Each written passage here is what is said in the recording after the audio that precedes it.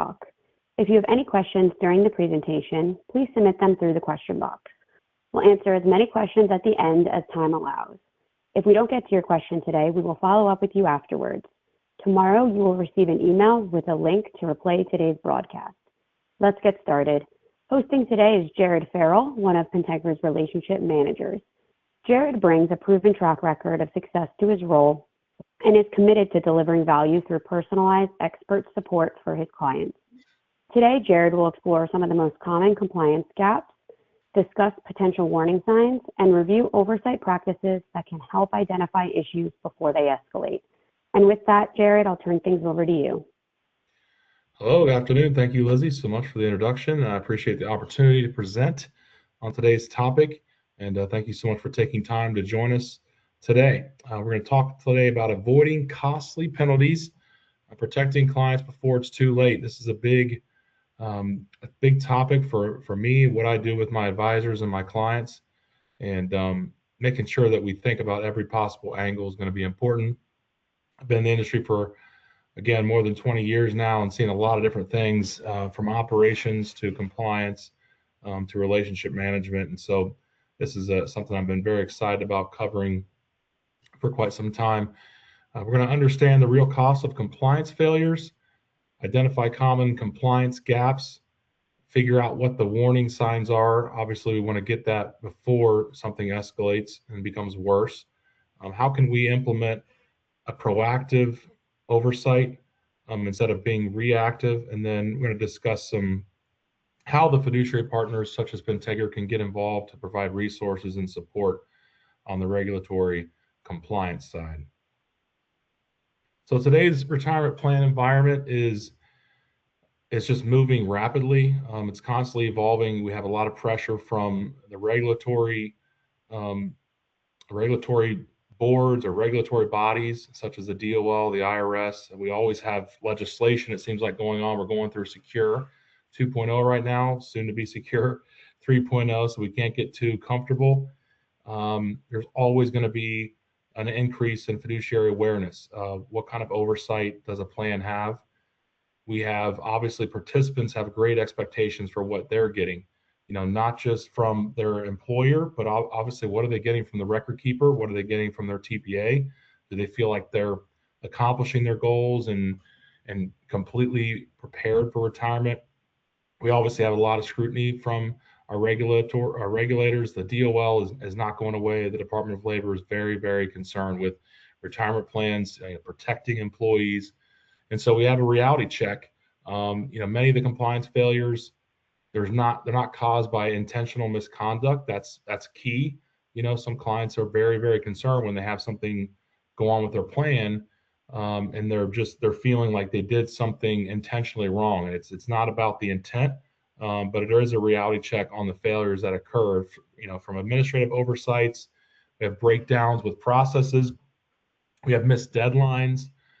Sometimes there's just insufficient monitoring. That's a big one for me, is just having clients understand, when to look at something, when to have a second eye on it. What are you doing, behind the scenes to really look at your plan and review it, make sure everything is working properly. The compliance failures that we see most often are going to be something like a late form 5500 filing. Of course, we have timely remittance of contributions where they're not being entered into the plan in a timely fashion.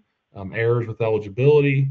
We have compensation errors where just the definition of compensation is not correct. It's not built properly into the payroll system.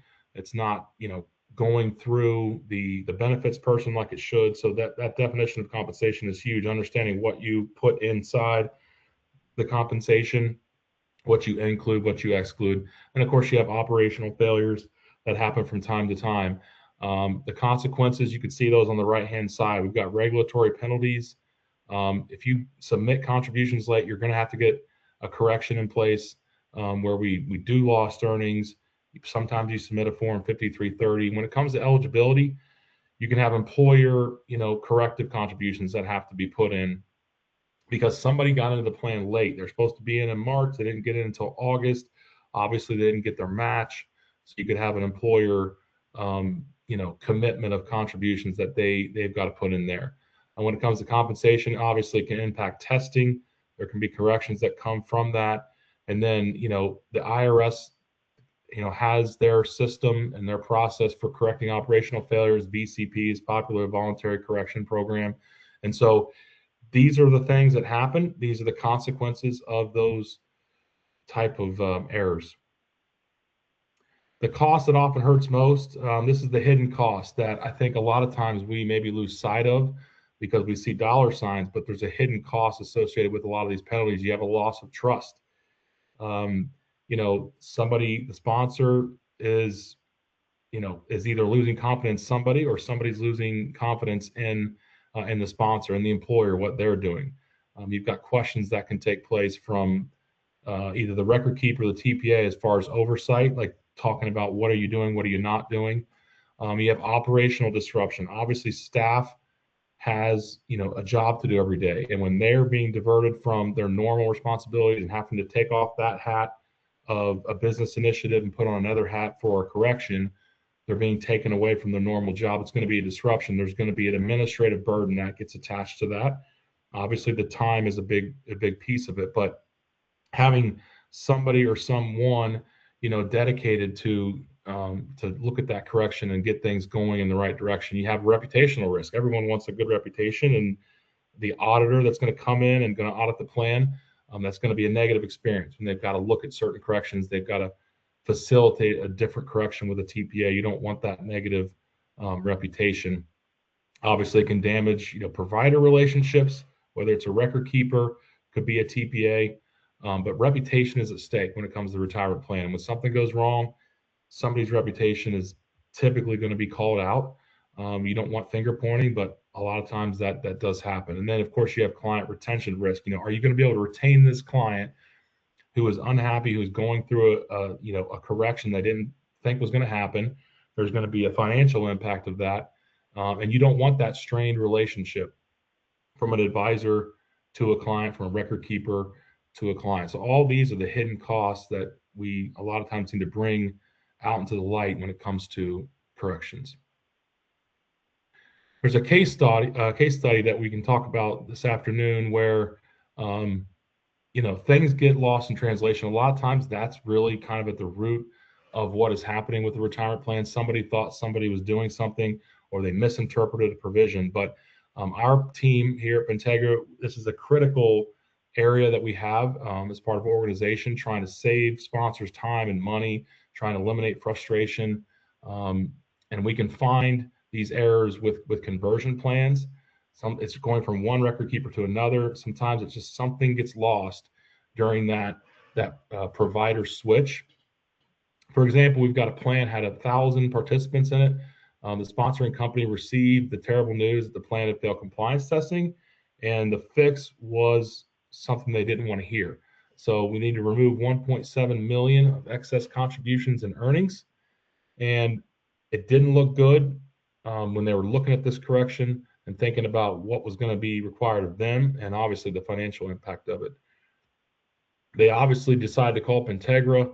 They wanted to have us investigate it, figure out what went wrong, and really what could we do to make this a cost-effective correction. That's a big thing that we do, besides just figuring out what is the right thing to do and how do we put the plan in the best situation and make the participants whole. We have to make it really a top goal is to find a cost-effective solution within the framework of being in regulatory compliance and doing the right thing. So our consultant team was able to figure out that the census data had a lot of errors.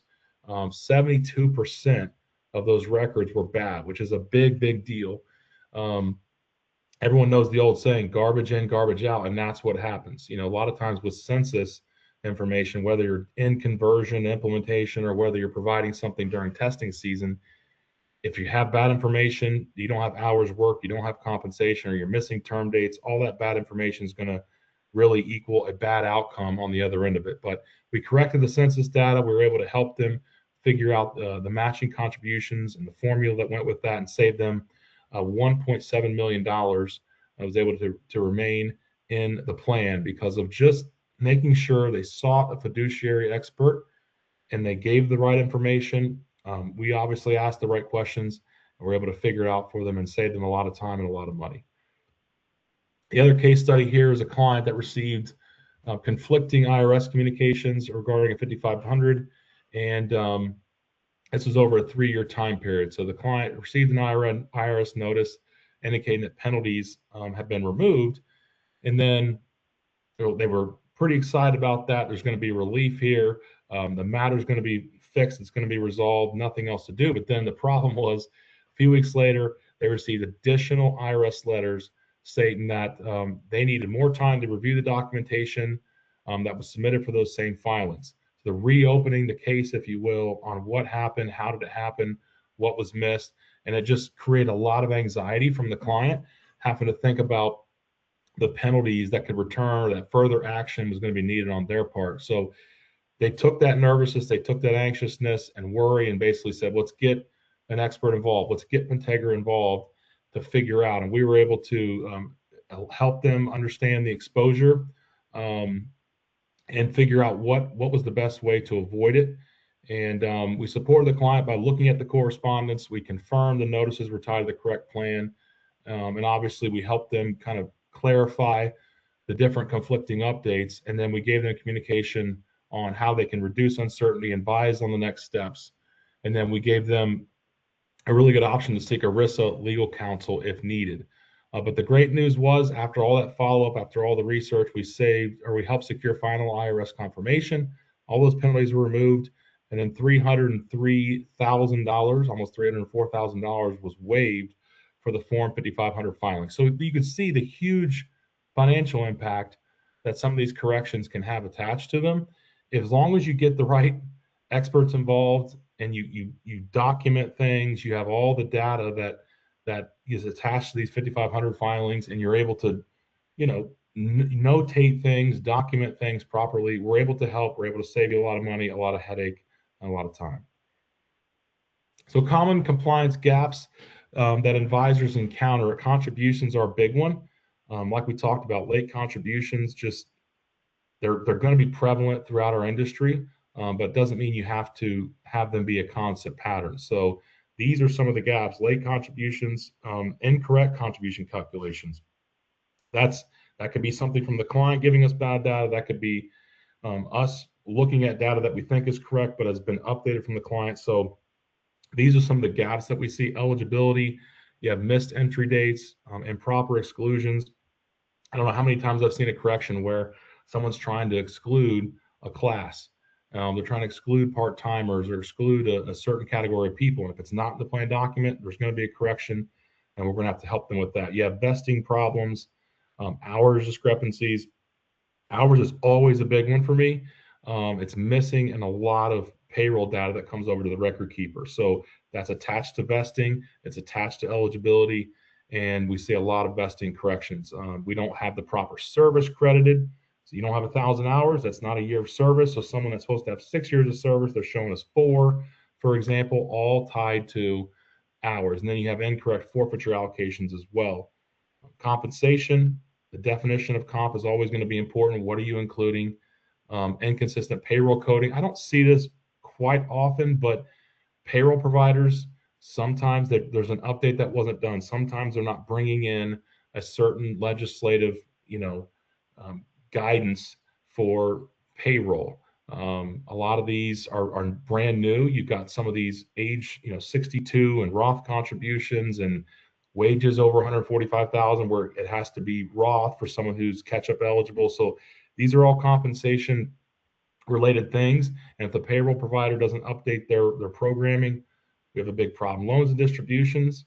I don't think we're ever going to see, perfection on these fronts, but you have administrative errors, you have incorrect distributions for partially terminated participants, and then processing errors related to loans or hardship withdrawals.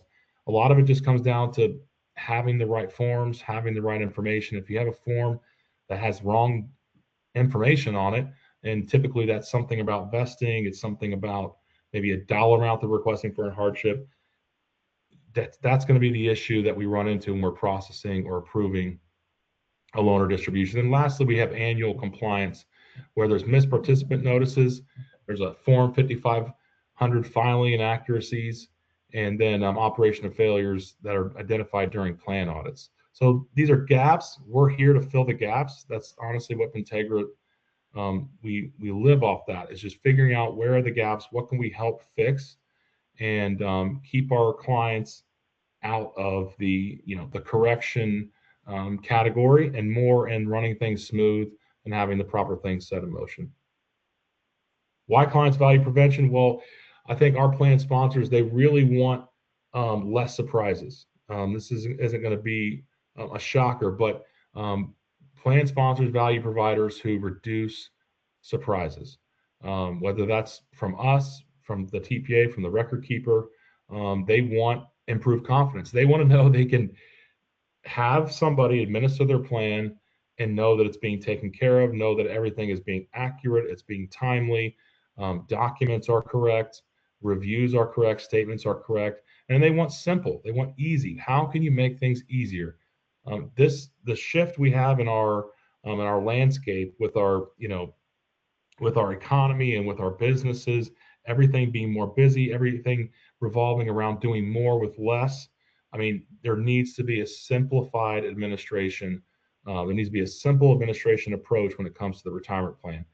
How can we automate? How can we be efficient? And then we want to anticipate risk. Plan sponsors want that. Can you get ahead of something? Can you point me in the right direction before it happens? And then avoid costly mistakes. Mistakes are going to happen, but if we can avoid the costly ones, everyone's going to be happy. For an advisor opportunity, obviously prevention creates more value than problem resolution. I know our advisors, my advisors that I work with, they care about that deeply. How can we be more on the prevention side of things rather than on the resolution side of things? You're going to have problems, but let's be ahead of it and avoid the costly ones. Moving from reactive to proactive, always going to be the best way to run the retirement plan. You can be reactive by issuing identified issues that are identified after the occurrence. Again, there's going to be more cost, there's going to be more time. You have the corrections that are driving activity. People are becoming extra busy and adding more to their plate because of a correction when you're reactive. And then you've got the compliance is viewed as an annual event. I think a lot of clients view compliance as an annual event, but that again, that's really a reactive approach. You want to be continuously monitoring. You want to have regular reviews. You want to be able to clearly identify the responsibilities of the plan. Who's doing what? When are they doing it? And then you want to catch things early from an escalation standpoint. Catch it when it's a level 1 or level 5. Don't let it get to a level 10. And all this can be done by having a proactive approach. I like this takeaway. Successful plans build compliance into their ongoing processes. It has to be a strategy. It has to be this think ahead mindset of building compliance into their ongoing processes, not thinking about it after the fact. It's always going to be a passion of mine to build a strong compliance framework. Core elements of an effective framework, you can see these on the screen right now, but define responsibilities. I know I like to know what my role is. What am I doing every day? What am I to be on the lookout for? What is under my purview? And I think just defining roles and responsibilities, the clear lines of demarcation, understanding who's doing what, that's important. So I like to do that with my clients, with my advisors, helping them understand that the record keeper's doing this, the TPA is doing this, the advisor's doing this. If you don't talk about it, I don't think you're building a good framework. And then you have documented procedures. Always document what you're doing. Make things standardized. Make things clear. Have ongoing monitoring, not just something that happens occasionally. Have ongoing monitoring. Issues are identified before they grow. I'd much rather a client reach out and say, look, I've had this person's been, they've had their contributions start, but we didn't actually remit them for 2 or 3 months. I'd much rather that be the case than, hey, this person joined the plan in March and here they're talking about a year later. Much more costly, much more time consuming to deal with that kind of corrections. Just ongoing monitoring and evaluating, analyzing the data. Periodic reviews, always important, whether that's quarterly, semi-annually. Talk with your clients about their plan, give them their statement, offer up a time to meet and discuss the plan as a whole and get a good pulse on how the plan is doing. And then a compliance calendar. Having the deadlines in front of you is going to be much easier than kind of reaching out after the fact and saying, hey, did we miss something? Is there something coming up that I need to be made aware of? Then maybe you're too late after that point. You can see the QR code here. I would take advantage of that, figure out, a way to have the compliance calendar in front of you, and just it's keeping track of everything. That's, to me, that's the best way. You keep a calendar on your personal stuff that you're doing and stuff you have to remember, and different events and appointments. So same thing with your retirement plan. Have a compliance calendar, figure out what's coming ahead, plan for it, maybe get time scheduled, maybe get additional resources added so you don't run into an issue when that time does come.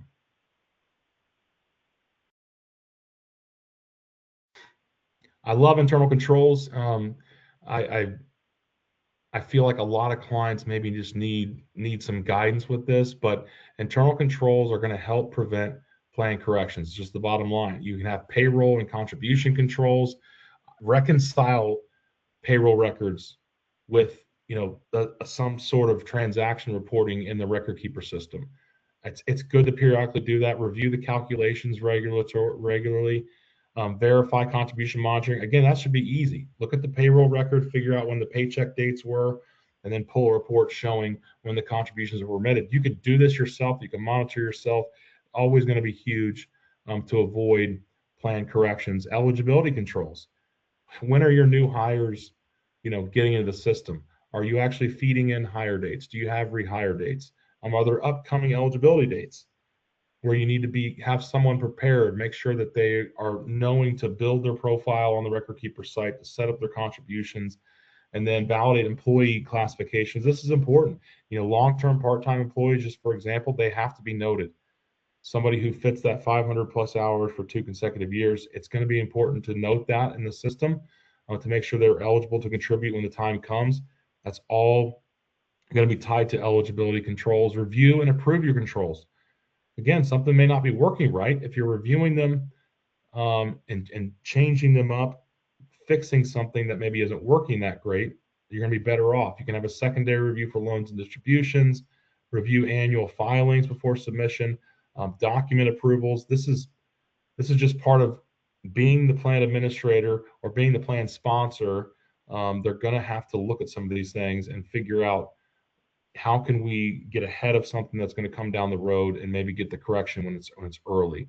Governance controls, I would just worry about having a meeting, documenting the minutes, tracking action items. This is another big one. You could have 5 to 10 things that pop up in a 2-month period, and the record keeper and TPA are supposed to be doing these things, for example, but do you have a way of monitoring this internally and tracking it? Who's responsible? Who's waiting on what? If there's a census and questionnaire that needs to be completed, are you having something internally that says, oh yeah, that's right, it's March, I need to get this to them in February, let's track it, let's figure out who's responsible and get that done. The advisor's role in proactive oversight, this is important, and I think it's something our advisors are very, very interested in. They want to help their clients. They want them to be proactive. But I would review the operational processes with your clients, make sure they understand what they're doing and why they're doing it. I would conduct an annual compliance checkup. Get your record keeper, get your TPA involved. Ask them if they can attend a review meeting to maybe go over some of the plan document, go over the summary plan description, figure out, is there some plan design we need to look at? Are there some things that maybe we need to think ahead on? Therefore, we're not being reactive, we're being proactive. You can recommend internal control enhancements. As an advisor, always going to be great. Your client's going to appreciate that if you can provide support on the internal controls. Encourage documentation. I can't say it enough. Documentation is huge. When something happens, especially if it's something negative, it's a correction, write down what happened, who was involved, when did it originally happen, when did it get fixed, what are you doing to avoid that correction down the road. Documentation is key. Help them establish governance routines, just oversight of their plan.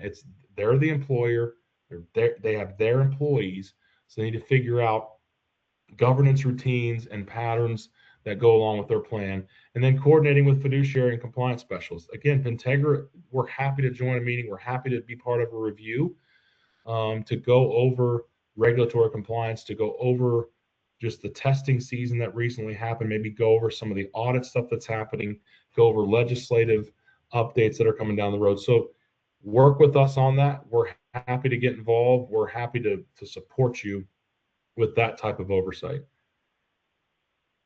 The oversight ecosystem. These are the key plan roles, the key team, if you will, that's involved with the retirement plan. You've got the plan sponsor, the advisor, record keeper, TPA, and fiduciary partners. You can almost tie those last two together, but this is an important team. And when one person on the team, just like in sports, one person on the team is falling behind, or they're hurting, or they're lacking in something, then really the whole team suffers, right? Not just that one person. So I think we're only as strong as the team, as the partnership we have. Um, and we got to make sure that we're kind of, I would say, working together as a team. Important reminder, every provider plays a role. Whether they like it or not, they're going to play a role. The TPA plays a role. The record keeper plays a role. I've had providers tell me, "Oh, that's not my job. It's not my role." Well, lo and behold, it actually was part of the responsibility. So we have to clearly understand this and define those roles to help our clients. How fiduciary partners support oversight. Pentegra can help you with administrative oversight, governance processes, monitoring compliance, documentation guidelines, and then you have a correction that's going on. What's the path forward to this correction? It's going to take brainstorming. It's going to take a lot of, analyzation to figure out how do we approach this. So we coordinate together, right? This fiduciary partner oversight, we work with the advisor, we work with the clients, we coordinate things together, and it ends up being a much better outcome in the end. The action plan for advisors and record keepers. So the next steps would be review client processes, review their compliance processes specifically, figure out, are they set up for success when it comes to the compliance calendar that we talked about earlier? Because the year is going to go fast. They're going to have a normal routine. They have normal business initiatives, and reviewing these compliance processes is going to do nothing but have a successful outcome in the end. We need to identify high risk operational areas. Is there an area of the retirement plan where there's a lot more risk, associated with, maybe it's data entry, maybe it's monitoring contributions or looking at eligibility. I don't know what that area is, but identify the high risk operational areas where maybe there's going to be a gap, and then we could obviously work together to fill the gap. Evaluate the internal controls. Is it working? Is it not working? Do you have enough resources? And then you have an annual governance review. I talked about documentation, but improve documentation. Where are you filing it? Are you filing it for 1 year, for 2 years? This is all part of evaluating that. And then develop escalation procedures.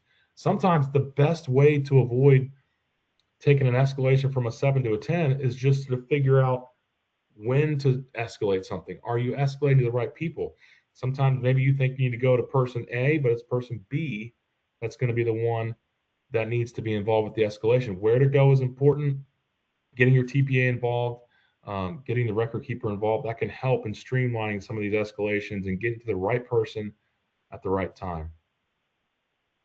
So just to recap, we have compliance failures costing far more than penalties alone.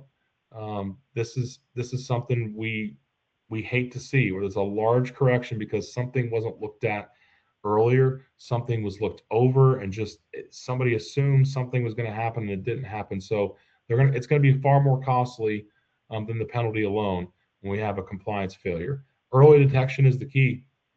It's going to reduce the cost down the road if you catch it early, get something fixed sooner rather than later. And then internal controls, they're going to prevent a lot of common errors. Just making sure documentation, processes, steps, all these procedures. Payroll, are they working with benefits? Is the payroll team working with the HR team? Like this type of collaboration, it's going to help avoid a lot of correction. Advisors can play a critical role in this. I talked about that, but help your clients identify risk early. Part of that is them, I guess, asking the question at the right time, but it's also reviewing the plan at the right time, maybe making a call to them, maybe asking them the right question, figure out a way to support them in identifying these risks earlier rather than later. And then our fiduciary partners, such as Pentegra, as a TPA, we can strengthen oversight and accountability. We can help with internal controls, help with the timing of when things happen, how they happen, and get things on the right path. That is all I have for today, Lizzie. I want to kick it over to you and see if we had any questions pop up this afternoon. Terrific. Thanks so much, Jared. Yep, we did get a few questions submitted, so I'm going to start off with number one. How often should we recommend the clients review internal controls? This one should probably be, I would say once a year would be the best, the best way to explain that. You could do it more often, but I would say once a year is for sure. And then anytime you've got a new staff coming in, maybe it's a new HR representative, it's a new payroll person, that's going to be an obvious great time to review the internal control, make sure they understand what's going on. Maybe you figure out there's something you've had previously that doesn't really work right now with the new person coming on in. So great time to review it with that person, make some changes or enhancements, and then get that fine-tuned before too long. Terrific. And a piggyback question to this is, in your opinion, how often should clients review their plan document with their payroll provider? I really like once a year.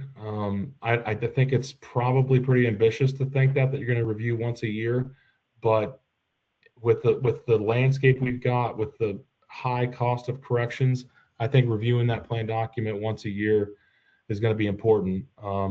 I think new staff is obviously a great time to do it, and that happens periodically, but you're going to have plan design that you want to change. You're going to have something you want to revisit. You're going to have something you want to kind of re-educate yourself on. So I would say reviewing that plan document, reviewing the provisions once a year. It doesn't have to be an hour phone call. It doesn't have to be a 2-hour phone call, but going over the top 7 or top 10 provisions in the plan, making sure everybody's on the right page and everybody has a clear understanding of how the plan works is going to be important.